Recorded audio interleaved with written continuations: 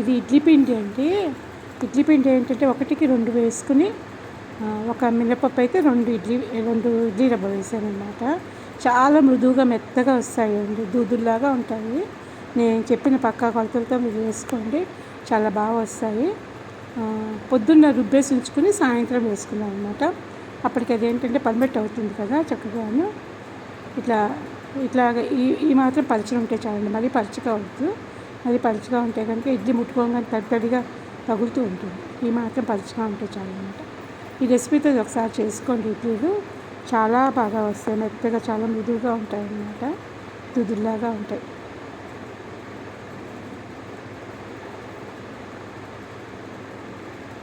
ఇది చట్నీ అండి. చట్నీకి ఏంటంటే కొంచెం అల్లం, పచ్చిమిరపకాయలు, కొబ్బరి ముక్కలు, గులశనగపప్పు, జీడిపప్పు, కొంచెం పల్లీలు తీసుకున్నాను అన్నమాట.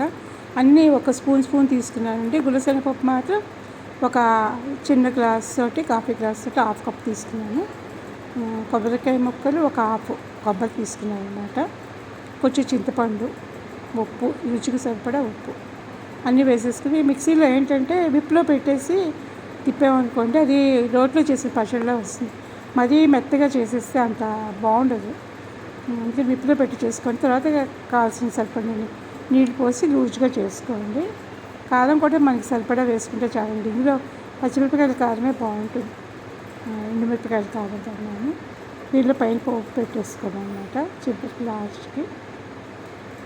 ఇడ్లీలు చూడండి ఎంత బాగా వచ్చాయను. ఇలా ముట్టుకుని చూస్తే చేతికి తడి అంటకపోతే ఇడ్లీ అయిపోయినట్టు అన్నమాట లెక్క మనకి. ఇప్పుడు పోపు చూపిస్తాను. కొంచెం మినపప్పు, ఆవాలు, జీలకర్ర వేసుకుని కొంచెం వేసుకుంటే ఇంగు వేసుకోండి. నాకు ఇష్టం లేదు, నేను ఇంగు వేయటం లేదు.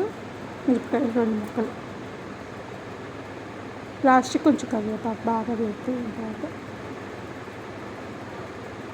ఈ పోపు దాంట్లోనే పచ్చడి కూడా వేసేయచ్చు. కొంచెం వేగినట్టుగా అవుతుంది, కానీ ఆ టేస్ట్ కన్నా ఇలా ఉంటేనే బాగుంటుంది. వేగినట్టుగా అయితే ఆ టేస్ట్ అంత బాగుండటం లేదు, అందుకే నేను పోపు దీంట్లో పెట్టేస్తున్నాను. ఒకసారి అలా కూడా ట్రై చేశాను, నాకు అంతగా నచ్చలేదు. మీరు కూడా ఇలా చేసుకుని చూడండి.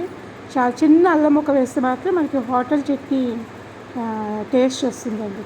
దీనికి చిన్న టిప్ అదే అన్నమాట. ఇడ్లీలు చూడండి ఎంత బాగా వచ్చాయో, మెత్తగా ఉంటాయండి చాలా, అసలు గట్టిగానే ఉండవు. సాంబార్ కూడా చేసుకుంటే దీనికి సాంబార్లో వేసుకుని తింటే ఇంకా బాగుంటుంది.